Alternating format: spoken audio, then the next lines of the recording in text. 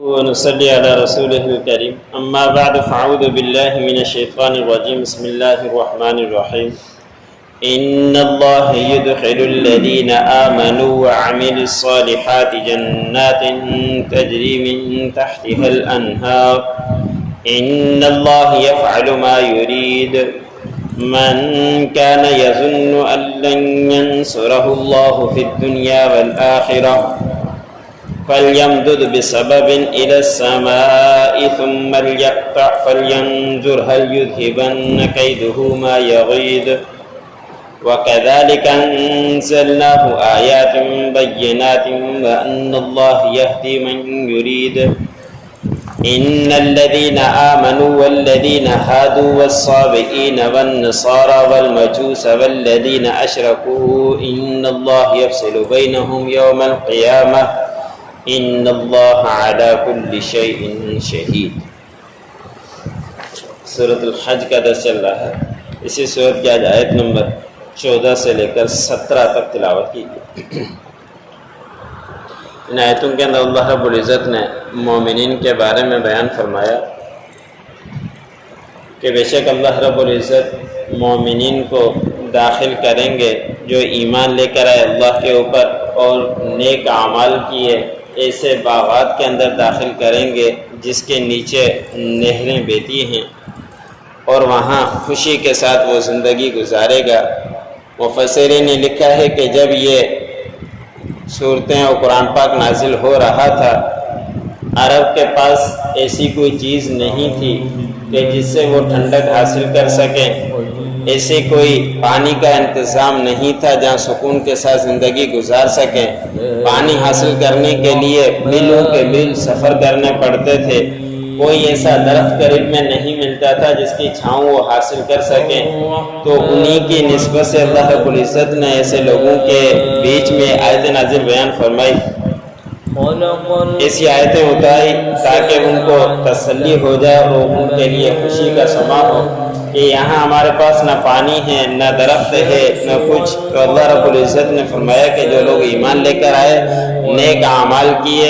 ان کے لیے ایسے باغات اللہ رب العزت نے تیار کر رکھے ہیں جس کے نیچے نہریں بہتی ہیں اور ہمیشہ اس کے اندر رہیں گے۔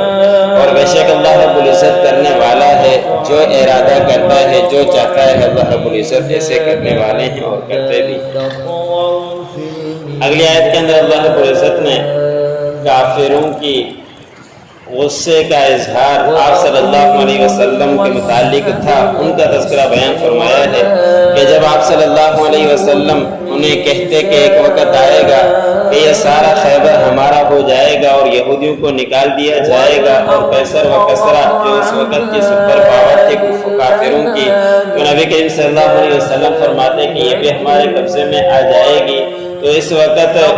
کافر لوگ مذاق اڑایا کرتے تھے کہ ان کے پاس کچھ نہیں کھانے کے لیے اور کپڑا ڈھانپنے، اپنے آپ کو ڈھانپنے کے لیے کچھ نہیں، ان کی پیروی کرنے والے چند غلام ہیں اور وہ بھی کہیں دور سے آئے ہوئے ہیں اور یہ باتیں ایسی کرتے ہیں کہ یہ تو کیسے ہو سکتا ہے۔ اور پھر وہ کہا کرتے تھے کہ ہرگز اللہ رب العزت آپ صلی اللہ علیہ وسلم کی مدد نہیں کرے گا، نہ دنیا کے اندر اور نہ آخرت کے اندر، وہ اس طرح کے کہا کرتے تھے۔ تو پھر اللہ رب العزت نے فرمایا کہ تمہارا جو گمان ہے کہ اس کے اوپر مدد نہیں آئے گی، وہی نہیں آئے گی، تو پھر آپ ایسا ایک کام کر لیں کہ تم وہ کر تو نہیں سکتے لیکن تم اپنی تسلی کے لیے کام کرو کہ ایک رسی لو اور اس رسی کو آسمان تک لٹکا دو، پھر آسمان کے اوپر کھینچ کر تم اس رسی کو اوپر چڑھ جاؤ، اور پھر جو تم وہاں سے وہی آ رہی ہے، مدد آ رہی ہے، پھر وہاں سے اس کو کاٹ دو اور پھر تم انتظار کرو کہ جو تمہاری خواہش ہے کیا وہ تمہاری خواہش دور ہو جائے گی،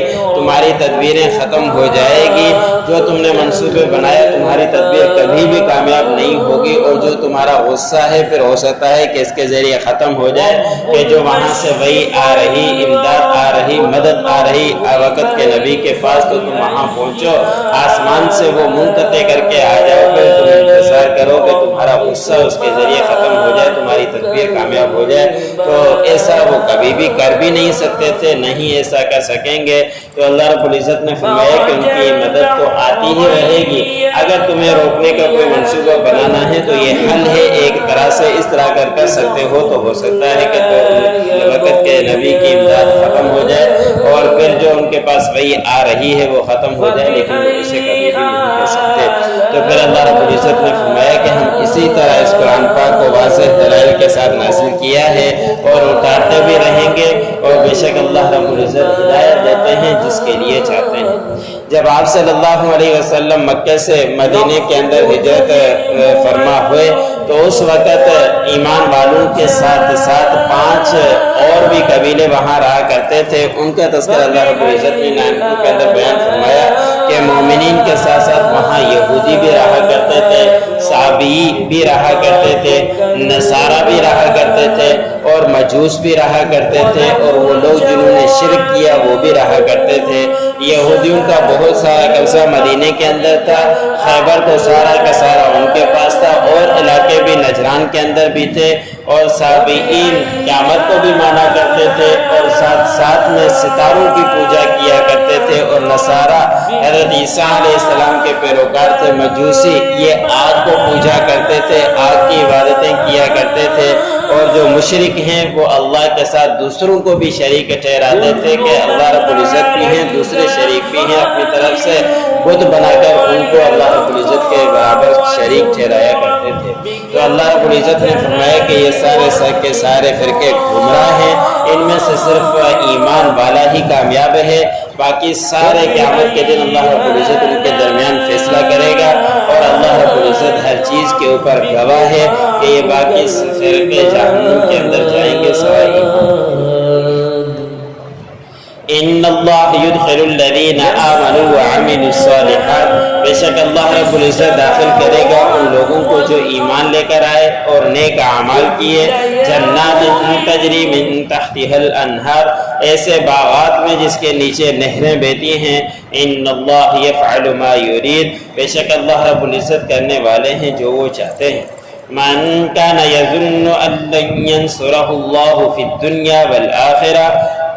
जो कोई गुमान करता है कि हरगिज़ अल्लाह रब्बुल इज़्ज़त नबी की मदद नहीं करेगा दुनिया में और ना ही आखिरत में, फलयमदुद बिसबबिन, बस उसे चाहिए कि एक रस्सी तान ले, इला समाई, आसमान की तरफ, सुम्मल यक़ता, फिर वो मुनक़ते कर ले, काट दे जो उनकी मदद आ रही है, फलयंजुर हल युज़हिबन्न कैदुहु मा यग़ीज़, फिर वो इंतज़ार करे कि क्या दूर कर सकती है उसकी तदबीर जो उसको गुस्सा दिलाती है। वकज़ालिका अंज़लनाहु आयातिन बय्यिनात, इसी तरह हमने इस कुरान पाक को नाज़िल किया है, उतारा है वाज़ेह दलाइल के साथ। व अन्नल्लाह यहदी मन युरीद, बेशक अल्लाह रब्बुल इज़्ज़त हिदायत देते हैं जिसे चाहते हैं। इन्नल्लज़ीना आमनू वल्लज़ीना हादू, बेशक जो लोग ईमान लेकर आए और जो यहूदी हुए, वस्साबिईन, और जो साबिईन हुए, वन्नसारा वलमजूस, और जो नसारा हुए और मजूस हुए, वल्लज़ीना अशरकू, वो लोग जिन्होंने शिरक किया।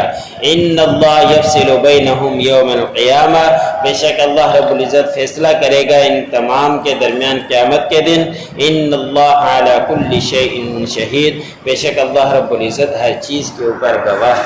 जो पढ़ा सुनने वाला